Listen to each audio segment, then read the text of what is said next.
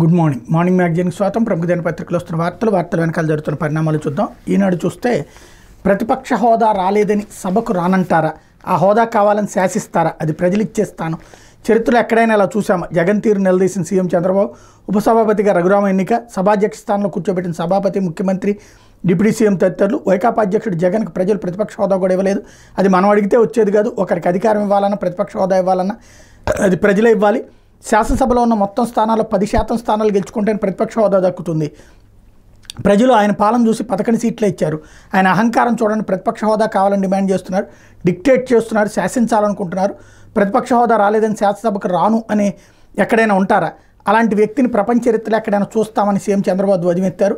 రాష్ట్ర శాసనసభ ఉపసభాపతిగా కనుమూరు రఘురామకృష్ణరాజు గురువారం ఎన్నికైన సందర్భంగా ఆయన మాట్లాడారన్నటువంటి వార్తని హైలైట్ చేశారు. ఇకపోతే డొల్ల కంపెనీలతో దోచేసిన సంజయ్, అగ్ని ఎన్ఓసి పోర్టల్ నిర్వహణ, సౌత్రిక టెక్నాలజీస్కి, ఉనికిలోనే లేని కృత్వ్యాప్ టెక్నాలజీస్కి అట్రాసిటీ చట్టంపై అవగాహన సదస్సుల బాధ్యత. ఈ రెండు సంస్థలు ఒక్కటే.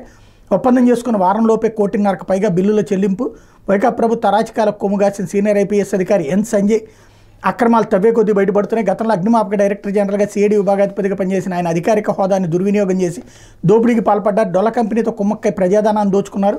అగ్నిమాపక శాఖకు సంబంధించిన నిరభ్యంతర పత్రాలను ఆన్లైన్లో జారీ చేసేందుకు అగ్ని ఎన్ఓసి వెబ్సైట్, మొబైల్ యాప్ అభివృద్ధి, నిర్వహణ, 150 ట్యాబ్ల సరఫరా కాంట్రాక్ట్ను సౌత్రిక టెక్నాలజీస్ అండ్ ఇన్ఫ్రాకి సిఐడి తరపున ఎస్సీ ఎస్టీ అట్రాసిటీ నిరోధక చట్టంపై దళితులు, గిరిజనులకు అవగాహన సదస్సు నిర్వహణ కాంట్రాక్ట్ కృత్వ్యాప్స్ టెక్నాలజీస్కి నిబంధనలకు విరుద్ధంగా కట్టబెట్టారన్నటువంటి వార్తని హైలైట్ చేశారు. ఓవరాల్గా ఆ రోజున ఈ చంద్రబాబుని అరెస్ట్ చేసినందుకు గాను ఈ విధమైన నజరానాలు పొందారు అన్నటువంటి పాయింట్ ఇప్పుడు బయటికి తేల్చినటువంటి అంశం. అయితే 30 లక్షల కోట్ల పెట్టుబడులు, 20 లక్షల మందికి ఉపాధి, కొత్తగా మామిడి, అరటి, జీడి బోర్డుల ఏర్పాటు, ఇంటికి ఒక పారిశ్రామిక తయారు కావాలి. 29న పూడిమడకలో ప్రధాని ఆధ్వర్యంలో గ్రీన్ ఎనర్జీ ప్రాజెక్టు శంకుస్థాపన. శాసనసభలో 6 విధానాలపై చంద్రబాబు నాయుడు స్టేట్మెంట్ హైలైట్ చేశారు. అయితే ఉద్దేశపూర్వకంగానే నిప్పు పెట్టారు.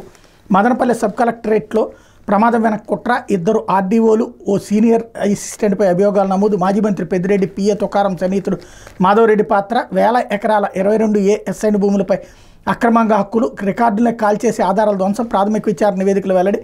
మదనపల్లి సబ్ కలెక్టరేట్లో ఈ ఏడాది జూలై 21న ఉద్దేశపూర్వకంగా అగ్గిరాజేశారని, రికార్డులను తగలబెట్టడం ద్వారా భూ ఆక్రమణాల సాక్ష్యాధారాలను ధ్వంసం చేసేందుకు ఈ దురాఘాతానికి పాల్పడని ప్రాథమిక విచారణలో వెల్లైంది. ఇంజిన్ ఆయిల్ కొనుగోలు చేసి అక్కడ నిల్వ చేశారని తేలింది. ఆర్డీఓలుగా పనిచేసిన మురళి, హరిప్రసాద్, సీనియర్ అసిస్టెంట్ గౌతమ్ తేజ్ నాయుడులతో పాటుగా మాజీ మంత్రి పెద్దిరెడ్డి రామచంద్రరెడ్డి పిఏ తుకారం సన్నిహితుడు కూడా ఇందులో ఉన్నాడు అన్నటువంటి మాధవరెడ్డి పాత్ర ఉందని తేలింది అన్నటువంటి వార్తని హైలైట్ చేశారు. యాక్చువల్గా అగ్ని ప్రమాదానికి అక్కడ ఈ ఇంజిన్ ఆయిల్ ఉంది, కానీ దాని ద్వారా ప్రమాదం జరగలేదు. అసలు ప్రమాదం అన్నటువంటి కాన్సెప్ట్ పక్కకెళ్ళింది. ఇంకోటి 22A అనేటటువంటిది నేరం కాదు, అది రాష్ట్ర ప్రభుత్వమే తీసేసింది. దాని కిందన భూములు ఇవ్వడం లేదా భూములు బదలాయించడం, రిజిస్ట్రేషన్ చేయడం నేరం ఏమీ కాదు, తప్పు కాదు. దాని వలన కుంభకోణం అయితే కాదు. దానికి ఫైళ్ళు తగలబెట్టాల్సినటువంటి అవసరం అయితే లేదు. ఇంకోటి ఆ ఫైళ్ళు అక్కడ ఉంటేనే వాళ్ళకి ప్రయోజనం కూడా. కాబట్టి ఇందులో ఏదైతే పత్రికల ఒత్తిడి కావచ్చు, లేదంటే ఇష్యూ డైవర్ట్ కాకుండా ఉండాలంటే లేదు జరిగింది అని చెప్పే ప్రయత్నంలో భాగంగా కేసుకు సంబంధించినటువంటి ప్రొసీడ్ అవుతున్నట్టు కనబడుతుంది. లేకపోతే మండలిలో మంటలు అంటూ సోషల్ మీడియా యాక్టివిస్టుల అక్రమార్షులపై వైఎస్ఆర్సీపీ వాయిదా తీర్మానం తిరస్కరించిన చైర్మన్ చర్చకు ప్రతిపక్ష ఎమ్మెల్సీల ఉడుంపట్టు పోడియం వద్ద నిరసన. న్యాయం కావాలి, ప్రజాస్వామ్యాన్ని పరిరక్షించాలంటూ నినాదాలు. చట్టాన్ని చేతిలోకి తీసుకుని పలువురు యువకులకు అన్యాయంగా అరెస్ట్ చేస్తున్నారు. దీనిపై సభలో చర్చ జరగాలని డిమాండ్ చేసిన మండలిలో ప్రతిపక్ష నేత బొత్స. కొద్దిసేపు స్తంభించిన కార్యకలాపాలు, సభ వాయిదా. అంతకుముందు బడ్జెట్పై చర్చను అడ్డుకున్న మంత్రులు, హామీలపై తమ బండారం బయటపడుతుందని అడుగడుగున ఆటంకాలు, సూపర్ 6 పథకాలు కేటాయింపులపై నిలదీసిన వైఎస్ఆర్సీపీ. బడ్జెట్పై చర్చ పక్కదోవ, అధికార పార్టీ సభ్యుల తీరు మారకపోవడంతో సభ వాయిదా. తిరిగి సభ ప్రారంభమైన తర్వాత కూడా అదే వైఖరి కొనసాగింపు. రికార్డులో లేని అంశాలు, వ్యక్తుల పేర్లను లోకేష్ ప్రస్తావించడంపై బొత్స అభ్యంతరం. డిఎస్సీ జాప్యంపై పీడీఎఫ్ ఎమ్మెల్సీల వాయిదా తీర్మానం సైతం తిరస్కరణ. గందరగోళం మధ్య సభ రేపటికి వాయిదా వేసిన చైర్మన్ అన్నటువంటి వార్తని హైలైట్ చేశారు. ఇక్కడ వైసీపీకి సంబంధించి అడిగినటువంటి ఆ టైంలోనే లోకేష్ రైట్ చేసినటువంటి పాయింట్, దాంతో ఇష్యూ డైవర్ట్ అయిపోయింది. అయితే లోకేష్ ఆ పాయింట్ రైట్ చేసిన దానికి ఆన్సర్ సరిగ్గా చెప్పడంలో వైఎస్ఆర్ కాంగ్రెస్ పార్టీ అక్కడ విఫలమైంది. లేకపోతే డిసెంబర్ నుంచి రాజధాని పనులు, 5 ఏళ్లలో 30 లక్షల కోట్ల పెట్టుబడుల లక్ష్యం, తద్వారా 20 లక్షల మందికి ఉద్యోగాలు కల్పిస్తాం, 88,000 కోట్ల విదేశీ పెట్టుబడులను రాబడతాం, అసెంబ్లీలో సీఎం చంద్రబాబు నాయుడు ప్రకటన అన్నటువంటి చంద్రబాబు నాయుడు హైలైట్ చేశారు. లేకపోతే అదంతా ఐటీడీపీ పైశాచికమే. సోషల్ మీడియాలో టీడీపీ శ్రేణులు విశృంఖలత్వం, ఫేక్ ఐడీలతో చెలరేగుతున్న టీడీపీ మోకలు, మహిళలపై యుగుప్సాకర పోస్టులతో వేధింపులు, వైఎస్ఆర్సీపీ కార్యకర్తల పేరుతో కూడా ఫేక్ ఐడీలు సృష్టి, ఆపై వైఎస్ఆర్ కుటుంబ సభ్యులను కించపరుస్తూ పోస్టులు, తన పేరుతో ఫేక్ ఐడీ సృష్టించారని ఈ ఏడాది ఫిబ్రవరిలోని ఫిర్యాదు చేసిన వర్రా అది ఐటీడీపీ నిర్వాహకమైన గతంలోని ఆధారాలతో సహా తేల్చిన పోలీసులు ఐటీడీపీ కార్యకర్త అప్పుడే అరెస్టు. ఆ ఫేక్ ఐడీ పోస్టులపై ఇప్పుడు వర్రాను అరెస్ట్ చేయడంపై విస్మయం. వర్రా రవీంద్రారెడ్డి పేరుతో జుగుప్సాకరంగా పోస్టులు పెట్టిన ఐటీడీపీ కార్యకర్త ఉదయ్ భూషణ్ని ఫిబ్రవరిలో అరెస్ట్ చేసినటువంటి పోలీసులకు సంబంధించినటువంటి ఫోటో కూడా ఇక్కడ హైలైట్ చేశారు. బాధితుడిని నిందితుడిగా మార్చే టీడీపీ పెద్దల కుట్రలకు కాకేల వత్తాసు, ఎంపీ అవినాష్ రెడ్డిని అక్రమ కేసులు ఇరికించే కుట్రలో భాగమే అన్నటువంటి వార్తని హైలైట్ చేశారు. అట్లాగే కొనసాగుతున్న ఫిర్యాదుల పరంపర, సినీ నటుడు పోసానపై పదుల సంఖ్యలో ఫిర్యాదులు, 2 సోషల్ మీడియా యాక్టివిస్టుల అరెస్టు, మరో 2 జైలుకి తరలించిన పోలీసులు, సజ్జల వారో సహా 3పై అట్రాసిటీ కేసు అన్నటువంటి వార్తని హైలైట్ చేశారు.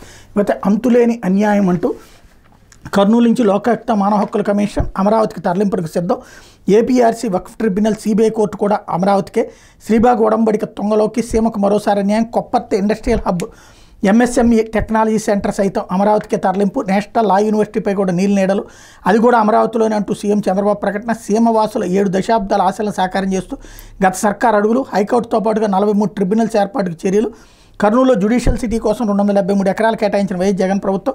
నేషనల్ లా యూనివర్సిటీ కోసం 100 ఎకరాలు, 1000 కోట్ల నిధులు మంజూరు. అవన్నిటి కూడా యువతలకు తెచ్చేస్తున్నారన్నటువంటి వార్తని హైలైట్ చేశారు. లేకపోతే బడ్జెట్పై చర్చ పక్కదారి, పవర్ సెక్టార్పై ప్రభుత్వం చర్చ జరగనివ్వలేదు, ప్రశ్నిస్తే ప్రభుత్వం గొంతు నొక్కుతోంది. డయేరియా మృతులకు పరిహారం ప్రకటించాలి, ఆసుపత్రులకు వెంటనే బకాయిలు చెల్లించాలి, వైఎస్ఆర్సీపీ శాసనమండలి సభ్యులు డిమాండ్ అన్నటువంటి వార్తని హైలైట్ చేశారు. లేకపోతే విదేశాల్లో త్రివర్ణ పతాక, భారత ప్రభుత్వ అత్యున్నత విద్యా సంస్థల ఆసక్తి, దుబాయ్లో ఐఐఎఫ్టీ క్యాంపస్. విదేశాలు ఇప్పటికే 10 ప్రైవేట్ వర్సిటీ క్యాంపస్లు, భారత్లో 2025 నుంచి విదేశీ వర్సిటీ కార్యకలాపాలు నడవబోతున్నాయి అన్నటువంటి వార్తని హైలైట్ చేశారు. మరోవైపు రోడ్డుపైకి వచ్చిన సముద్రం. కృష్ణా జిల్లా మచిలీపట్నం మండలం మంగినపూడి బీచ్ వద్ద సముద్రం ఉధృతంగా మారి ముందుకొచ్చింది. కార్తీక పౌర్ణమి సందర్భంగా ప్రజలు స్నానాలకు సిద్ధమవుతున్న వేళ అల్పపీడనం పౌర్ణమి ఎఫెక్ట్తో నీరు ముందుకొచ్చి రోడ్డుపై ప్రవహించిందని అధికారులు చెప్పారన్నటువంటి వార్తని హైలైట్ చేశారు. లేకపోతే ఏమాత్రం సంపాదించారు, పొదుపు సంఘాల సభ్యుల ఆదాయంపై కూటమి సర్కార్ ఆరా, సంక్షేమ పథకాలకు కోత వేసేందుకు స్కెచ్, కుటుంబ సంస్థ సమాచారం ఇవ్వాలని ఆదేశాలు, ఇల్లు, కారు, బైకు, టీవీ, మొబైల్ ఫోన్లు తదితర అన్ని వివరాల సేకరణ, ఎంత మొత్తం డిజిటల్ లావాదేవీలు చేశారో చెప్పాల్సిందే. స్వయం ఉపాధి ఉంటే వచ్చే ఆదాయం జీఎస్టీ నెంబర్ వెల్లడించాలి. అన్ని జిల్లాలకు 6 పేజీలతో కూడిన ప్రశ్నావళి, మెప్మా, డిఆర్ఏ, పీడీఎల్కి సమాచార సేకరణ బాధ్యతలు అన్నటువంటి వార్తని హైలైట్ చేశారు. లేకపోతే ప్రేమోన్మాది ఘాతుకం అన్నటువంటి వార్తని ఒకటి హైలైట్ చేశారు. మరో ప్రేమోన్మాది రెచ్చిపోయాడు, ప్రేమిస్తావా చస్తావంటూ ఓ యువతపై స్టీల్ రాడ్డుతో దాడి చేసి తీవ్రంగా గాయపరిచాడు. దాడి చేసిన సమయంలో అతను అడ్డుకున్న మరో 2పై కూడా దాడి చేసి పరారయ్యాడు. విశాఖ జిల్లా పెదగంట్యాడలో సంచలనం రేకెత్తించిన ఈ సంఘటనకు సంబంధించిన బాధితురాలు తల్లిదండ్రులు న్యూపోర్ట్ పోలీసులు తెలిపిన వివరాలు ఎలా ఉన్నాయి. మండలంలోని బాలచెరువుకు చెందినటువంటి శివకుమార్ కూలి, ధనలక్ష్మి దంపతుల కుమార్తె డొంకాడ మేఘన బిఏ చదువుతోంది. బాధితురాలి కుటుంబం తరచూ బ్రహ్మకుమారి ఈశ్వరీలో సేవ చేస్తుంటుంది. ఆధ్యాత్మిక కార్యక్రమంలో భాగంగా ఏడాది కుటుంబంతో సహా రాజస్థాన్ వెళ్లారు. అదే సమయంలో జమ్మూ కాశ్మీర్లోని ఉదంపూడికి చెందిన నీరజ్ శర్మ కూడా తన కుటుంబంతో వచ్చాడు. అక్కడ బాధిత కుటుంబంతో నీరజ్ శర్మ కుటుంబానికి పరిచయం ఏర్పడింది. తర్వాత ఇరు కుటుంబాలు ఎవరి ప్రాంతానికి వాళ్ళు వెళ్ళిపోయారు. అనంతరం నీరజ్ శర్మ ఇక్కడికి ఆధ్యాత్మిక కార్యక్రమాల నిమిత్తం వచ్చేవాడు. ఈ సమయంలో తనను ప్రేమించాలంటే 8 నెలల నుంచి మేఘనను వేధించడం ప్రారంభించాడు. అంతేగాక యువత ఫోటోలు తీసుకుని వాటిని మార్ఫింగ్ చేసి వారి బంధువులకు వాట్సాప్లో పంపిస్తుండేవాడు. బాధితురాలి తండ్రి ఆ యువకుడిని హెచ్చరించిన ఫలితం లేకపోవడంతో శివకుమార్ సైబర్ పోలీసులకు ఫిర్యాదు చేశారు. పోలీసులు ఆ యువకుడిని హెచ్చరించి వదిలేశారు. దీంతో ఆ యువకుడు గురువారం ఉదయం 5 గంటల నుంచి యువతి ఇంటిపై నిఘా పెట్టాడు. యువతి తండ్రి పని కోసం వెళ్లడం, తల్లి కూడా డ్వాక్రా మీటింగ్కి వెళ్లడంతో ఇంట్లో మేఘన ఒక్కతే ఉంటాను గమనించి నీరజ్ శర్మ బాధితురాలు ఇంటి తలుపు కొట్టాడు. మేఘన తలుపు తీసిన తర్వాత ఇంట్లోకి వెళ్ళి స్టీల్ రాడ్డుతో తలపై చేతిపై దాడి చేశాడు. బాధితురాలు కేకలు వేయడంతో నీరజ్ శర్మ ఇంట్లోంచి బయటకు పరుగులు తీశారు. గమనించిన హోంగార్డ్ శ్రీనివాసరెడ్డి మరో వ్యక్తి సాయికృష్ణ నిందితుడిని అడ్డుకోగా వాళ్ళపై కూడా దాడి చేశాడు. అక్కడి నుంచి పరిగెత్తుకుంటూ హౌసింగ్ బోర్డు కాలనీ వైపు వెళ్ళాడు. పెంటమాంబ ఆలయం సమీపంలోని తన ఒంటిపై ఉన్న షర్టును పడేశాడు. మరోవైపు తీవ్రంగా గాయపడిన యువతిని ఆమె తల్లిదండ్రులు ఆసుపత్రికి తరలించారు. ఈ ఘటన మీద సమాచారం అందుకుని న్యూపోర్ట్ పోలీసులు సంఘటన జరిగిన తీరు మీద ఆరా తీశారు. Harbour ACP Kalidas clues team dog స్క్వాడ్తో ఆధారాలు సేకరించారు. పోలీస్ జాగిలం కూడా పెంటమాంబ ఆలయం వరకు వెళ్ళి ఆగిపోయింది. బాధితురాలు తండ్రి ఫిర్యాదు మేరకు న్యూపోర్ట్ పోలీసులు కేసు దర్యాప్తు చేస్తున్నారు. నిందితుడు నీరజ్ శర్మ 8 నెలలుగా ఎక్కడే ఉంటున్నట్టు తెలుస్తోంది అన్నటువంటి వార్తని హైలైట్ చేశారు. లేకపోతే ఆంధ్రజ్యోతి, తల్లిని అవమానిస్తే సహించాలా, శాసనమండలి విరుచుకుపడ్డ మంత్రి లోకేష్, అసెంబ్లీలో నా తల్లిని అవమానించారు, ఆ తర్వాతే సభను బాబు బహిష్కరించారు, గౌరవ సభగా మారాకే వస్తానన్నారు, ఆయన పారిపోలేదు, సింహంలా నిలబడ్డారు, నా టీడీపీ ఎమ్మెల్యేలంతా సభకు హాజరయ్యారు, నేడు వైసీపీ ఎమ్మెల్యేలు రారేం, మీలాగా మేము ఎన్నడూ మాట్లాడలేదు లోకేష్, నాటి ఘటనలు సమర్థించడం లేదన్న విపక్ష నేత బొత్స, టికెట్ ఇవ్వడం సమర్థించడం కాదని లోకేష్ ప్రశ్న అన్నటువంటి వార్తని హైలైట్ చేశారు. లేకపోతే ఇది దేవుడు రాసిన స్క్రిప్ట్, ఆర్ఆర్ఆర్ని నాడు రాష్ట్రానికి రానివ్వలేదు, లాఠీలు రబ్బర్ బెల్ట్తో కొట్టారు, చంపేస్తామని బెదిరింపు, చంపడానికి ప్లాన్, నేడు ఆయన ముందు కూర్చోలేని దుస్థితి జగన్ది, శాసనసభలో సీఎం చంద్రబాబు వ్యాఖ్యలు అన్నటువంటి వార్తని హైలైట్ చేశారు. మరోవైపు పోసానిపై ఫిర్యాదుల వెలువ, 22 చోట్ల ఫిర్యాదులు, 5 కేసులు, అనంతపురంలో దిష్టిబొమ్మ దహనం, శ్రీరెడ్డిపై 4 ఫిర్యాదులు, 3 కేసులు నమోదు అన్నటువంటి వార్తని హైలైట్ చేశారు. ఇకపోతే కావాలనే కాల్చేశారు, మంటల్లో మదనపల్లె ఫైల్స్కి సంబంధించినటువంటి వార్త ఇక్కడ కూడా హైలైట్ చేశారు. ఇకపోతే 29న రాష్ట్రానికి ప్రధాన రాక, ఎన్టీపీసీ గ్రీన్ ప్రాజెక్టులకు శంకుస్థాపన, 80,000 కోట్ల పెట్టుబడి, 48,000 మందికి ఉపాధి, విశాఖలో ఇప్పటికే 1,200 ఎకరాల కేటాయింపు అన్నటువంటి వార్తని హైలైట్ చేశారు.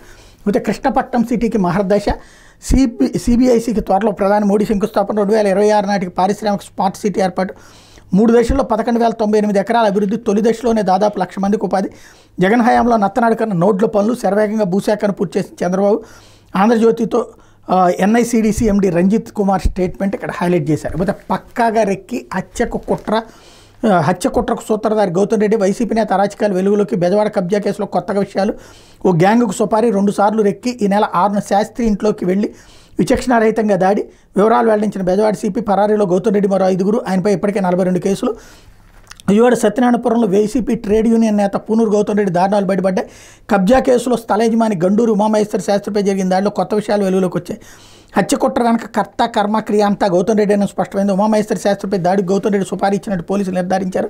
ఈ కేసులో ప్రస్తుతం 4 నిందితులను అరెస్ట్ చేసిన పోలీసులు మిగిలిన వాళ్ళని పట్టుకోవడానికి ప్రత్యేక బృందాలు నియమించారు. ఆ వివరాలను police commissioner SV Rajasekhara Babu, డీసీపీలు Gautam Mishali, K Tirumaleswar Reddy, Muralikrishna Naidu, ADCP Ramakrishna, ACP Sravanth రాయ్తో కలిసి గురువారం వెల్లడించారు.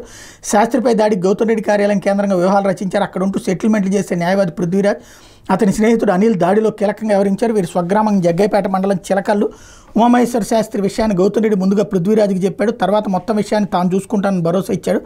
శాస్త్రిని ఏం చేయాలని దానిపై స్కెచ్లు రూపొందించుకున్నారు. శాస్త్రి కాలు కానీ చేయి కానీ తీసేసి బయటకు రాకుండా చేయాలని నిర్ణయించుకున్నారు. ఇలా చేస్తే అతను పోరాటానికి రోడ్డెక్కే అవకాశం ఉండదని భావించారు. దీనికి సుపారీగా గౌతమ్ రెడ్డి 25 లక్షలు నిర్ణయించాడు. తర్వాత పృథ్వీరాజ్, అనిల్ కలిసి గౌతమ్ రెడ్డి కార్యాలయంలో ప్లాన్ రూపొందించుకున్నారు.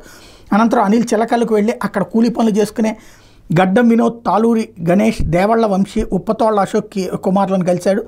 ప్లాన్లో భాగంగా వారికి ఖర్చుల నిమిత్తం 80,000 ఇచ్చాడు. ఈ నలుగురు 2 సార్లు శాస్త్రిపై దాడికి వెళ్లారు. గత నెల 31వ తేదీ రాత్రి ఇద్దరు దాడి చేయడానికి శాస్త్రి ఇంటి లోపలికి వెళ్ళగా మరో 2 యాక్టివాపై వచ్చి కాపలాగా ఉన్నారు. తర్వాత ఈ నెల 6న మధ్యాహ్నం ఈ 4 యువకులు శాస్త్రి ఇంటి వద్దకు వచ్చారు. 2 యువకులు సత్యనారాయణపురం ఫుడ్ జంక్షన్ నుంచి నడుచుకుంటూ వెళ్లారు. మరో 2 బైక్పై వచ్చి శాస్త్రి ఇంటికి సమీపాన్ని బైక్ నాపి కాపలాగా నిలబడ్డారు. తర్వాత 4 కలిసి ఉమామహేశ్వర శాస్త్రిపై దాడి చేశారు. తమకు 80,000 అనిల్ ఇచ్చాడని పోలీసులకు నిందితులు 4 చెప్పారు. కబ్జా గురైన తన స్థలం విషయంలో ఉమామహేశ్వర శాస్త్రి కొన్నేళ్లుగా పోలీసులు, కోర్టులు, మీడియా కార్యాలయాల చుట్టూ తిరుగుతున్నారు. ఆయన ఫిర్యాదులను పరిశీలించిన పోలీసులు కేసు నమోదు చేశారు. తనకు పూర్తి స్థాయిలో న్యాయం చేయాలని ఆయన పలుమార్లు పోలీస్ కమిషనర్ కలిశారు. ఇలా 6వ తేదీ ఉదయం మధ్యాహ్నం 12-18 గంటలకు ఉమామహేశ్వర శాస్త్రి పోలీస్ కమిషనర్కి వాట్సాప్లో ఫిర్యాదు చేశారు.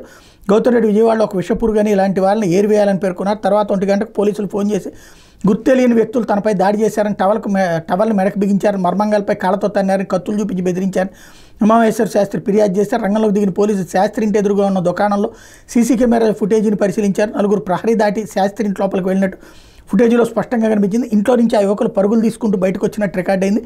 ఇందులో 3 ఫుడ్ కోర్టు వైపునికి, మరొకరు శివాలయం వైపునికి పారిపోయినట్టు స్పష్టమైంది. ఆ యువకులు బీఆర్టీఎస్ రోడ్లో నుంచి తెలుపు రంగు హోండా బాజ్ కారులో ఎక్కి వెళ్ళిపోయినట్టు తేలింది. నిందితులు ఉపయోగించిన బైకు న్యాయవాది పృథ్వీరాజ్కి చెందిందని, కారు గుంటూరుకి చెందిన వెంకటేశ్వరరాజు కాగా దీని గౌతమ్ రెడ్డి అనుచరుడు పురుషోత్తంరావు కొన్నాడని పోలీసులు గుర్తించారు. వారి కాల్ డేటా పరిశీలించగా పృథ్వీరాజ్, అనిల్, పురుషోత్తంరావు, గౌతమ్ రెడ్డి మధ్య ఎక్కువ కాల్స్ ఉన్నట్టు నిర్ధారించారు.